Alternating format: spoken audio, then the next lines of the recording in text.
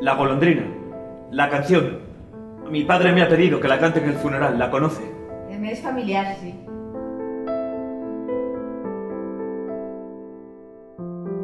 Me hace muy feliz que quieras aprender a cantar. Es una de las cosas más hermosas que hay en la vida. Pero hay otra cosa también muy hermosa. No hacerle perder el tiempo a la gente.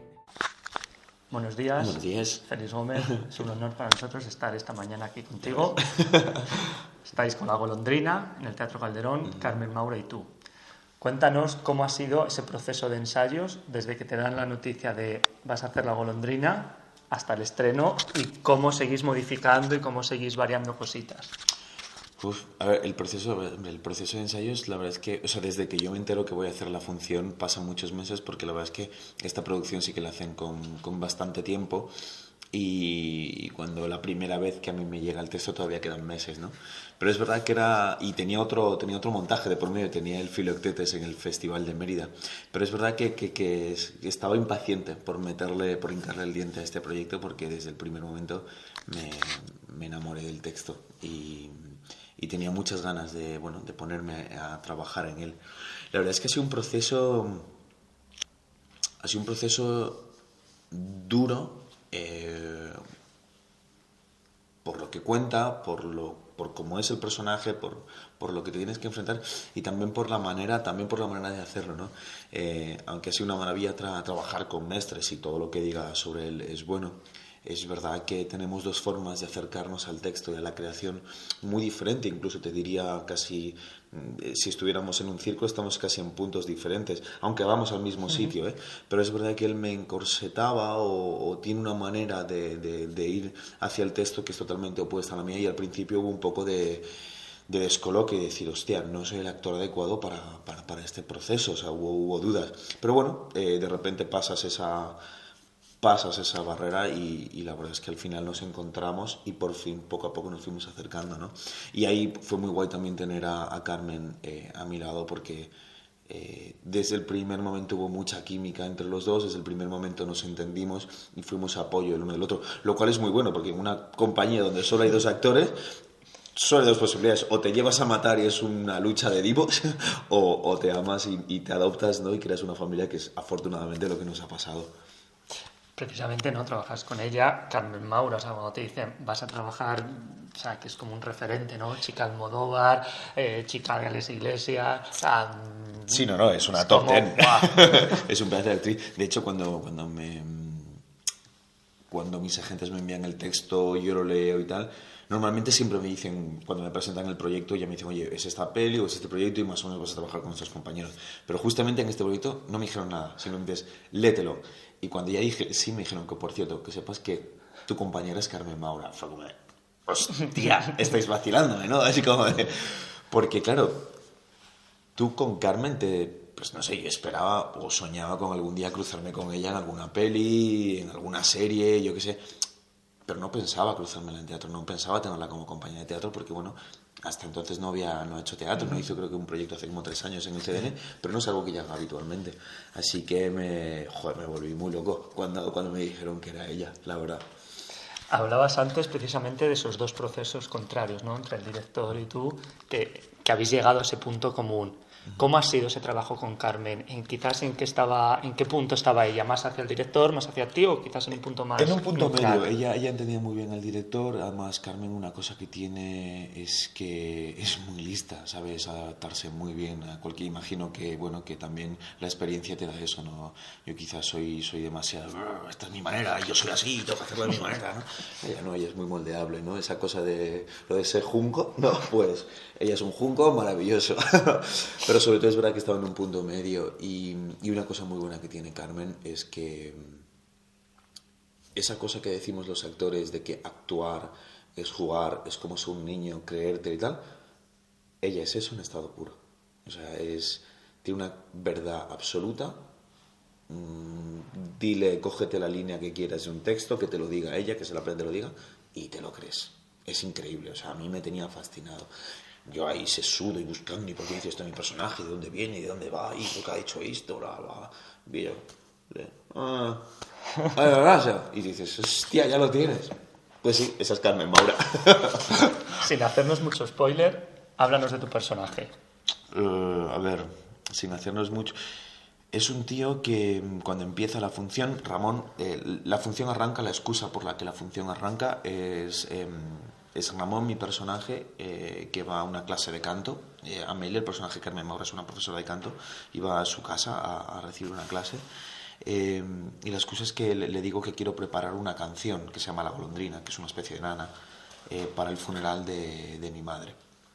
Y a raíz de ese encuentro, a raíz de nombrar esa canción, a raíz de ese funeral, se va desarrollando la función, ¿no?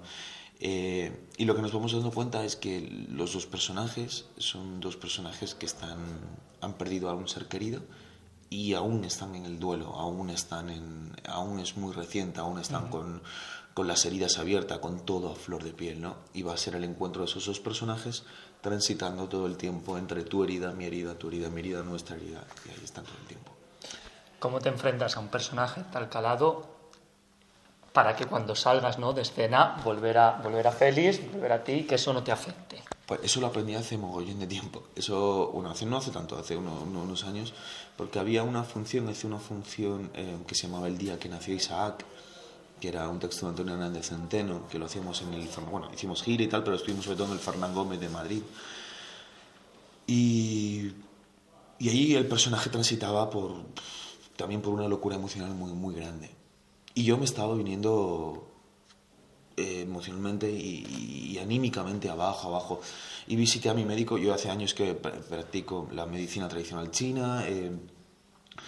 Y de repente mi maestro, Sergio, me testea, me dice, es que estás muy bajo anímicamente. Ya, tío, yo qué sé, no sé qué me pasa. Empezamos a tocar, empieza a verme. Y además le invito a que que ese día venga a verme a la función de teatro. Me ve la función de teatro y me dice, tío, ya entiendo de lo que te pasa. Tú químicamente cada noche estás soltando lo que tu personaje suelta. Es normal que estés destrozado 7 días a la semana y a veces con doble función, es normal. Me decía, lo único que tienes que hacer cuando acabes la función, por favor, date 5 minutos en el camerino, haz una pequeña meditación mientras te desmaquillas, mientras te vistes, y dile a tu cuerpo que todo esto es mentira.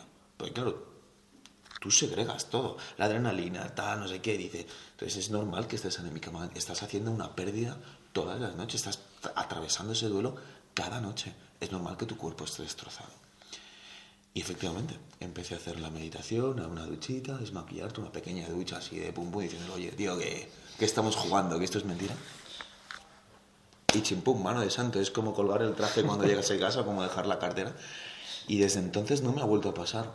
También he de decir que esta función, a diferencia del día que nació Isaac, esta función tiene una cosa muy bonita, que a pesar de ser un drama, a pesar de ser algo, ¿no?, que te está aquí como que intensidad, ¿no?, es una función muy sanadora. Es una función que tiene un relief, ¿cómo se dice en español? No me sale. Sí, no, que te va soltando, es como que va soltando lastre a lo largo de la función. Tanto nosotros, los actores, o sea, nuestros personajes, como el espectador. Es una función que acabas de buen rollo, que acabas en paz, calmado. Es como si los personajes consiguiesen... No digo que cierren esas heridas porque no las cierran, pero empiezan el camino de si están en una oscuridad, entran en el camino de la luz. Y eso, quieras que no, también ayuda muchísimo. ¿Alguna anécdota curiosa que te haya sucedido tanto con esta obra como con otras en escena? No caigo ahora. Así como curioso. Bueno, sí me ha pasado... Yo le llamo gusanos de luz. O gusanos de tiempo, porque me ha pasado en 2 ocasiones. Sí, 2 fuertes. Me pasó con Alejandro Magno en Mérida y me pasó haciendo Fernando Latorre en La República, en la serie que estaba en Televisión Española. Sé que es muy loco contar esto y... Pero bueno, cuento. Me pasó que perdí el concepto de realidad. O sea, o que tuve la sensación de atravesar un túnel del tiempo y entrar realmente en los personajes. Me pasó con Alejandro Magno, en el momento en que el personaje está luchando, rogando a los cielos, a los dioses. Recuerdo que miro a los cielos, estoy imitando tal, y yo ya no recuerdo nada más hasta que vuelvo a clavar la espada en tal. y de repente agarro la espada, ¡pum! Y soy como de repente consciente de que estoy en un escenario y de que quiénes son mis, qué está pasando, porque para mí todo lo que había pasado había sido absolutamente real.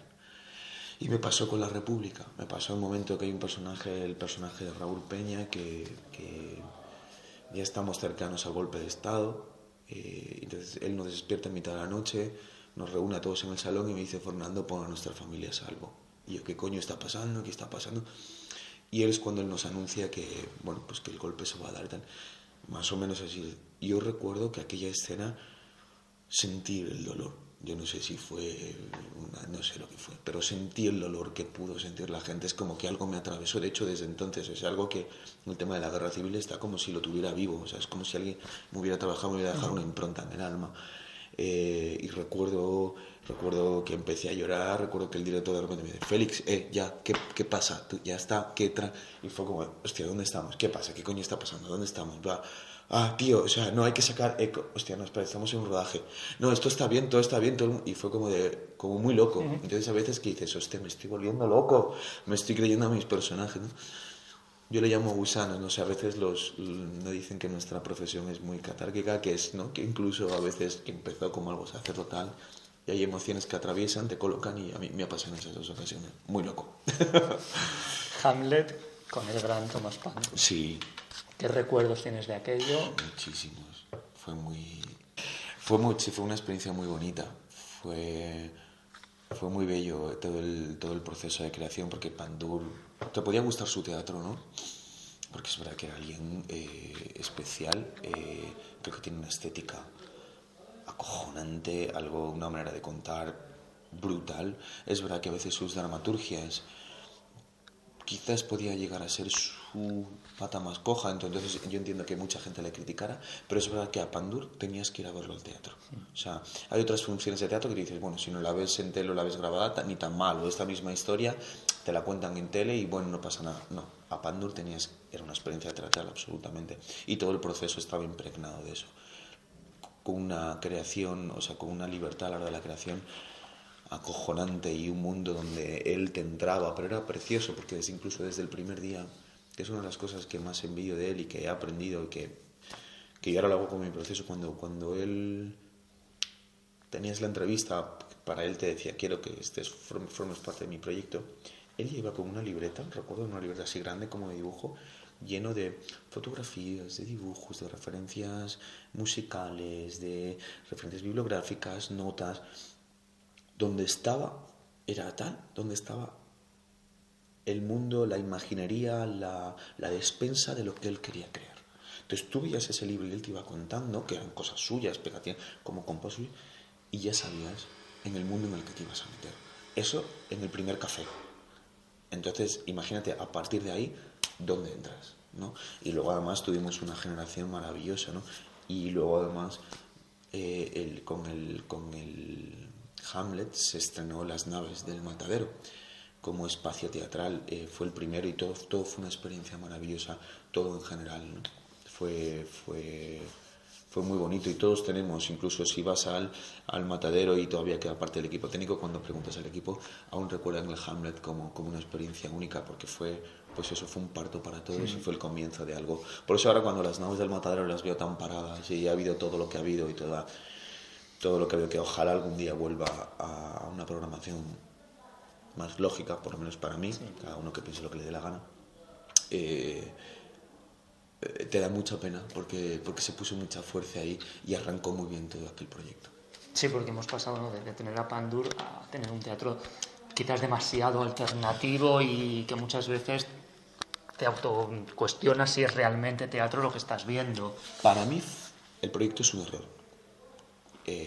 Sinceramente, y además lo digo públicamente, ya lo he dicho, fui parte de los que firmó la carta, simplemente porque creo que es un proyecto excluyente, y la idea no me parece mala, me parece que hubo un intento de hacer algo interesante, pero creo que había espacio para las dos cosas, ¿no? Si yo hubiera sido ese director, hubiera dicho: hostia, me parece interesante lo que traes, pero en este teatro tenemos 2 salas, dejemos una con la programación o con el estilo de lo que ya teníamos, porque además había un público muy fiel al matadero, y en la otra sala propongamos esto nuevo, porque además se van a nutrir, o sea, el público que ya estaba viniendo cada día, cada semana, va a ver que se está haciendo algo nuevo y esto va a nutrir este nuevo proyecto. Incluso, y esta gente de una cosa más alternativa puede ver esto. Entonces, era un proyecto que se podría haber nutrido, pero de repente te cargas toda una programación, un estilo, pones 2 naves a un servicio de algo que no sabemos si va a funcionar, que no está funcionando, y que además es como cada tiempo, y de repente además había algo como de las artes vivas. O sea, el teatro no es un arte vivo. Hostia, ¿qué pasa con los creadores nuevos? ¿Qué pasa con los actores? ¿No ensayamos? ¿No comemos? ¿No vivimos? ¿No respiramos? Es como de, ¿qué es esto? ¿Qué significa? Entonces me pareció como un proyecto que yo no he entendido. Posiblemente, si me siente con los creadores de este proyecto, me lo explican, a lo mejor yo estoy equivocado y, oye, y pediría perdón, pero era como de, ¿no hubiera sido más inteligente ir de a poco, mantener una sala en lo que ya tenemos y la otra proponer esto, a ver qué tal funcionaba? Y si funciona de puta madre, pues ya está, ya tenemos 2 salas. Y además en las naves, ¿no? Que todavía hay más naves, que podemos abrir más espacios.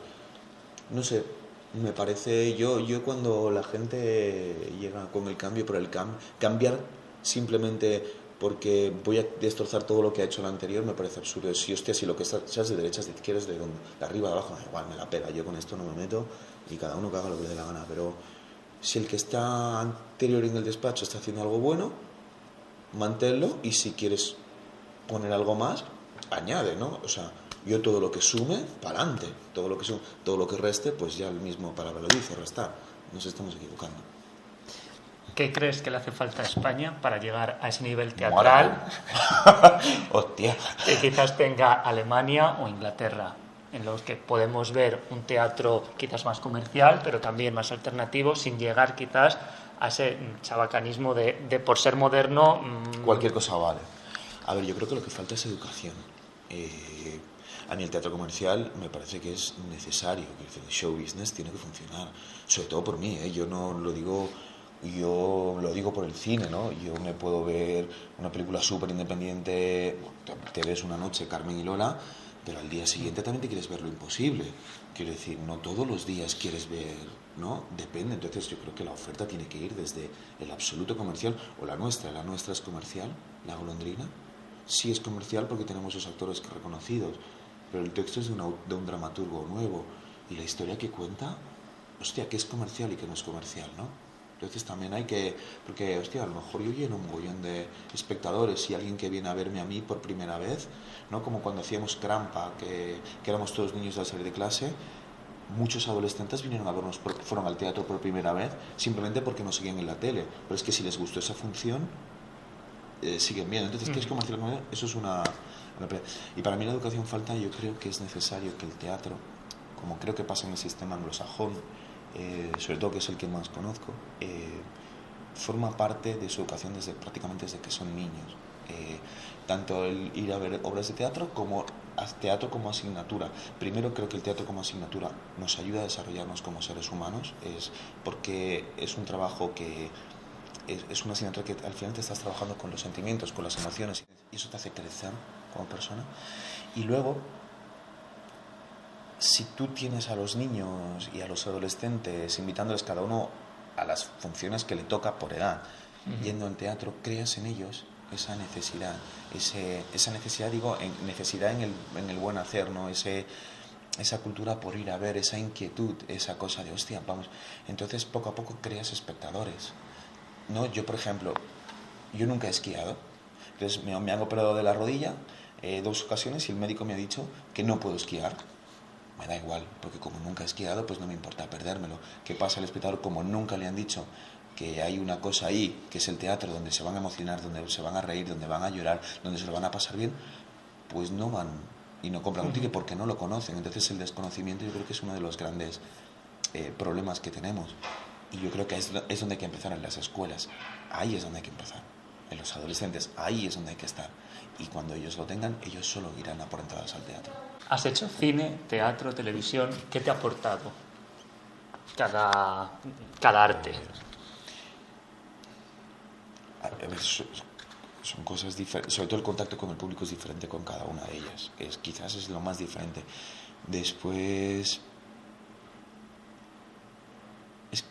Es que si tienes un buen personaje y hay una buena historia, los procesos son muy parecidos a la hora de crear. Yo no digo, hostia, es que se trata de... No, me enfrento a un personaje, a una historia, intento hacerlo lo mejor que puedo, ¿no? Con el tiempo que tengo. Evidentemente, con el teatro muchas veces llegas a sitios más profundos, no hay como una disección del personaje mayor, porque claro, te tiras 2 meses ensayando y luego estás pues 1 año y medio de gira, entonces conoces tanto el personaje, pero luego en tele, por ejemplo, cuando me tira con personajes durante 3 temporadas, claro, vives tanto tiempo con ellos que es casi una segunda piel. O sea, hay veces incluso que tienes que tener cuidado para que no se te vaya la cabeza, como he dicho, ¿no? como me pasaba antes. Los conoces mucho, entonces son procesos que al final son un poco diferentes, pero al final todos llevan lo mismo. Es realmente conoces y te metes mucho en las entrañas de tu personaje, ¿no? Que para mí es lo que me gusta, con lo que me lo paso bien. Vamos a dar el salto al cine. Besos para todos. Claro. Tía, pero te vas a remontar a año 1995. Nada, la primera peli, nada, tengo nada. Creo que tengo 2 frases. Es bueno. Jaime Chavarri. Nada, mi primera incursión en el cine, la verdad. Era una de estas figuraciones especiales con frase. Pero bueno, lo bonito fue que el sueño se empezó a cumplir, ¿no?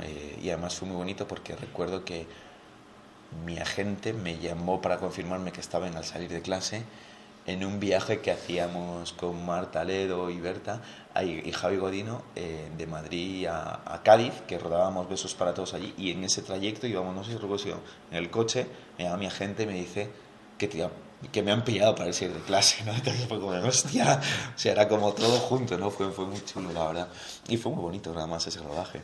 Bueno, justo nada más acabo de coincidir otra vez con Eloy Azorín en alta mar y recordábamos hace poco aquel momento. Con Emma Suárez, además. Con Emma Suárez, también. Pilar López de Ayala, Roberto Ollas, Iñaki Fonsis, que éramos una tanda. Siempre te rodeas con gente potente. Bueno, claro, ¿Sabes eso es lo bien? bueno. Al salir de clase, serie mítica. Yo creo que la veíamos prácticamente toda esa generación. ¿Qué recuerdos tienes de aquello y cómo vivíais entre compañeros, ¿no? De que en ese momento erais súper desconocidos a una popularidad tan extrema y tan de la noche a la mañana? Bueno, pues cada uno como podía. Cada uno llevó aquello como pudo y bueno, fue bestia. Fue bestia porque evidentemente no teníamos no era la locura ahora de Instagram y las redes y toda esta locura. Pero era la locura de verte de la noche a la mañana en las portadas de todas las revistas, ¿no? La Super Pop, la Vale. De repente, además, la gente te paraba por la calle. Y además, aquello fue tan loco que es que pasaba de una semana para otra prácticamente, ¿no? En el momento en que se empezaban a emitir los capítulos en los que tú salías, te convertías ya en una estrella mediática, ¿no? Por ponerlo de alguna manera. De repente, las niñas adolescentes empezaban a llevar tu cara en las portadas, forradas en las carpetas, y venían y te pedían autógrafo, te esperaban en casa, o sea, muy loco. Esa parte era muy loca. Yo tuve suerte de tener mis agentes y tener mi familia que rápidamente me puso los pies en la tierra y no permitió que volara mucho. Y eso fue una suerte, la verdad. Pero a la vez tenía algo muy bonito, que era lo que te decía antes, lo del sueño empezaba a cumplirse. Yo salí de la escuela en junio, terminé arte dramático, en septiembre, noviembre, ese periodo me adapté a Madrid. Empecé a rodar Besos para Todos y en febrero o marzo que hice el casting para salir de clase y en mayo ya estaba rodando. Es que no había pasado un año de que habías terminado la escuela de arte dramático y empezabas a trabajar como actor, siendo un nano además, tengo 22 años, era como de, hostia, Erin, esto es muy fuerte, o sea, esto es muy bonito, ¿no? Y luego además yo tuve la suerte de tener una quinta, pues Diana Palazzo, Nacho López, Marta Solá, Leti Dolera, que nos hicimos súper colegas, o sea, éramos muy, muy amigos, éramos muy familia, ¿no? Entonces es que todo sumaba, lo que te decía antes, todo era positivo, todo era...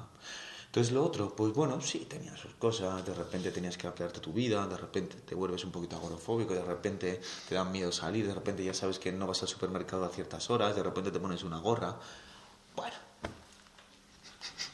lo adaptamos, ¿eh? También tenía privilegios, o sea que ya, yo qué sé, no es algo de lo que yo no soy de los locos que dice, qué pasaba, yo me lo pasé, qué tal, no, yo me lo pasé de puta madre. La situación más loca que hayas vivido con un fan. Uy, he vivido de todos, he vivido He vivido de tener que salir escoltado por la Guardia Civil, así con tapados porque no podíamos salir de un sitio, a tenerlos en la puerta de mi casa toda la vida, o sea, todos los días, a gente que de la puerta de mi casa al portal siguiéndome hasta el gimnasio y volver, estar haciendo la compra, volver a casa y tú llegas a las bolsas y ¡ay, déjame llevarte una! Que no, de verdad, en serio, que son mis... No, déjame llevarte una, que no, en serio, de verdad, por favor, en serio, que son mis bolsas. Era como, oye, chicos, que me estáis poniendo... Bueno, vale, venga, en serio, coge la bolsa, pero ya, por favor, en serio, nos hacemos la foto y me dejas, ¿eh? Así,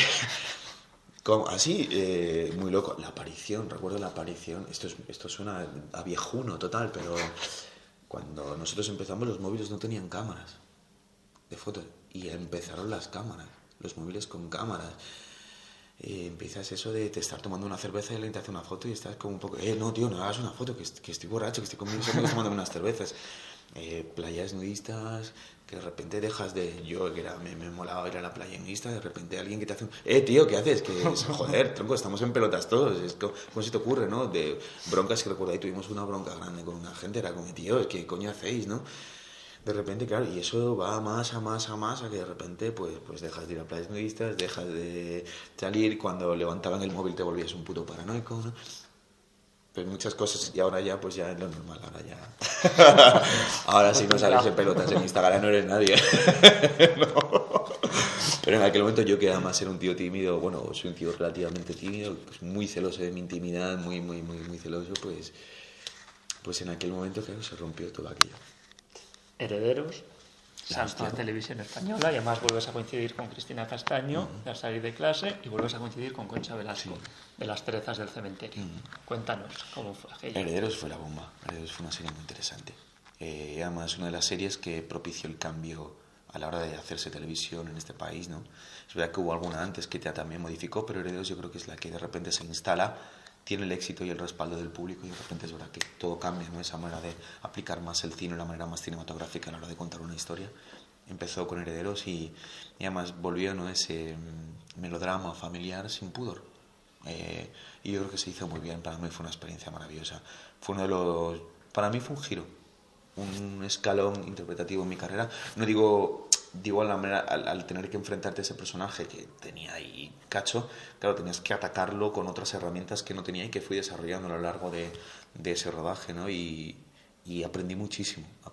Luego tuve unos compañeros, una de las cosas, o sea, los compañeros, los de mi quinta eran maravillosos y nos llevábamos de puta madre, pero los de yo pedía muchas veces a producción sabía que si ese día, después de comer, coincidían Concha Velasco, Petra, Álvaro de Luna y Elio Pedro Galosés, si se quedaban a comer, yo me quedaba a comer. Solo por estar pendiente en esas conversaciones, porque era maravilloso. O sea, eran 4 puntos de vista de la profesión, complementarios absolutamente, todos deseando lo mismo, todos amando lo mismo, pero habían vivido experiencias totalmente opuestas. Eran como las 4 esquinas de una mesa y era maravilloso estar en esas conversaciones. ¿Cómo ves a Concha Velasco? Muy bien. La siguiente pregunta es una pregunta especial. A ver, Tenemos yo te la puedo un contestar. juego en el blog que el entrevistado anterior lanza una pregunta sin saber quién es el siguiente al siguiente entrevistado. Ajá. A ti te ha tocado Sina Martens de la Berliner Ensemble. Vale. Estuvimos con ella en enero y nos preguntó what was your last dream you remember? Pues la verdad es que el último sueño no lo puedo contar. Además, porque fue un sueño un sueño húmedo. De estas cosas que ya no esperas que te va a pasar a los 40. Pues sí, pasan y bueno, ahí estuvo y me lo voy a ahorrar. Okay. And in your case? In my case, last week I've dreamed a lot, but the last dream I remember, last night I remember something this morning, but now I've forgotten it. I guess it was something like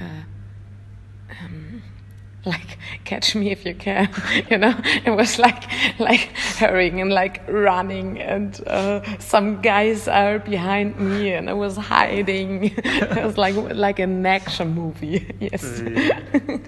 Volviendo al tema de las series, ha cambiado quizás en los últimos años la concepción a nivel nacional, quiero decir, ya no son Televisión Española, Antena 3, Telecinco, ahora tenemos muchas más plataformas, Netflix, HBO, Amazon. Todo ese campo, ¿cómo se afecta a los actores? Pues no lo sé, hombre, ahora a priori hay más trabajo, hay más ofertas de trabajo, lo cual es bueno por un sitio y está de puta madre, o sea, que está muy bien. Veremos cómo cambia.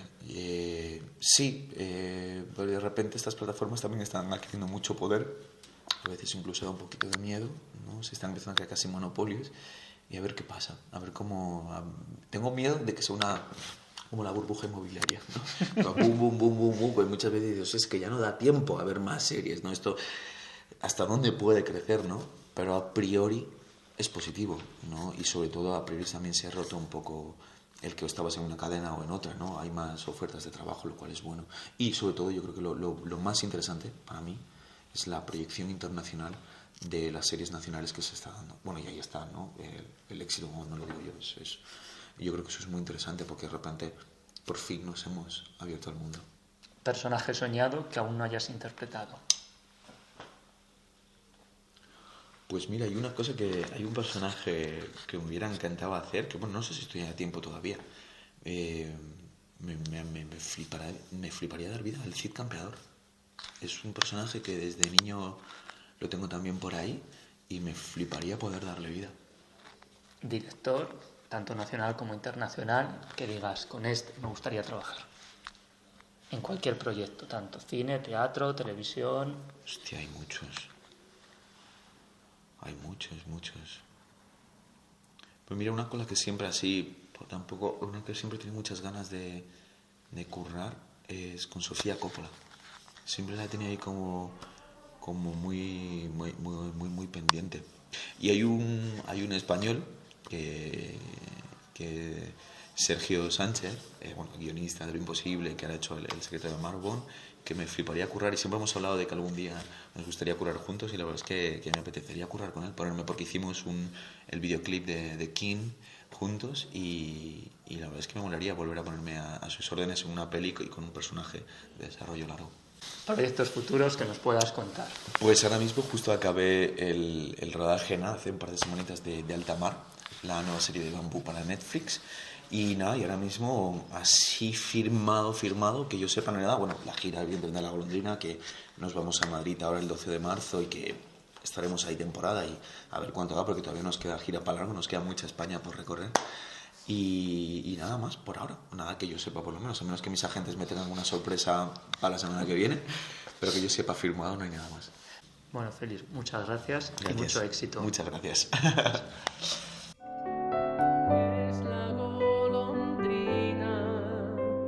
Que un día se fue y te vuelve a besar.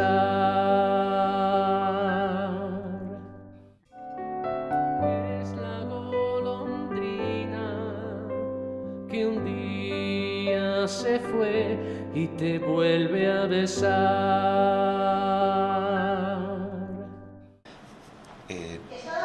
Utilizarlas ahí y disfrutarlas. Perdone. Es que estamos trabajando. No sé cómo. Sí. Bueno, perdón por esto. Si no.